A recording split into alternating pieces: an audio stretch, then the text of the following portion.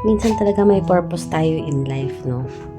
Kasi taga Cavite na ako, tapos suddenly umuwi ako dito sa Bikutan, tapos namatayan pala ng aso yung pinsan ko. So ngayon, lahat sila wala. Yung isa nasa Japan, yung isa papuntang Tarlac, yung isa naman nasa office, yung pinakananay naman nila nasa Japan din, kasama yung isang nasa Japan. So ako yung mag-aayos. Kailangan daw balutin ng tela. So, ito yung mga nakikita ko. Yan. Maraming tela. Sa mga hindi po nakakilala sa akin, ako nga po pala si Pinky Floyd na feeling vlogger, pero vlogger na may feelings. Kaya, no bashing. Punta na ako sa bahay ng pinsan ko. Wala na daw aso dito, naubos na daw lahat. Kasama ko si Kuya Ban. Boliklak. Dito na daw. Daming garapata. Hindi ka pa nakikita kung may dugo yung mukha.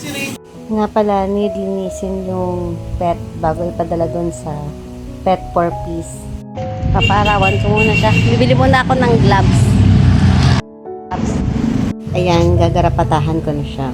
Kasi kailangan walang garapate. Buti nga wala masyadong dugo-dugo. Sabay na ba yan? Dami ko na kung any moment dadating na si sir. Okay na siguro to, no? Nalinis ko na siguro. Okay na yan. May tira-tira pang konti pero maliliit na lang. At dumating na nga ang pet for peace. So, kailangan lang siyang balutin ng blanket or ito nga yung damit. Medyo malambot pa siya, guys, kaya hindi ako masyadong tatakot or iniisip na patay na siya. Grabe talaga sa life, no? Out of all the dog person dito, ako pa na nag-iisang cat person yung nag-alalay sa kanya. Kring, huwag mo isipin hindi ka mahal, ha? Malayo lang sila pero love ka nila. Para ko na rin tong pinsan kasi 2016 pa to dog ng tita ko. Tapos lagi namin siyang kasama kahit saan kami magpunta. Tapos, ayan, bigla na siyang nawala.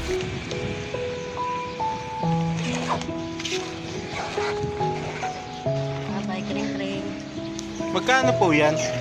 Bayad na po ni Alex. Bayad na po ni Alex. Ang parang naging take away sa akin for today is yung dapat maging mabuti tayo sa lahat ng mga nakapalibot sa atin kasi hindi mo yan na-expect kung sino yung makakasama mo sa huling hantungan. Oo, marami nagmamahal sa'yo pero hindi mo alam kung sino yung makakasama mo hanggang dulo. Okay na po.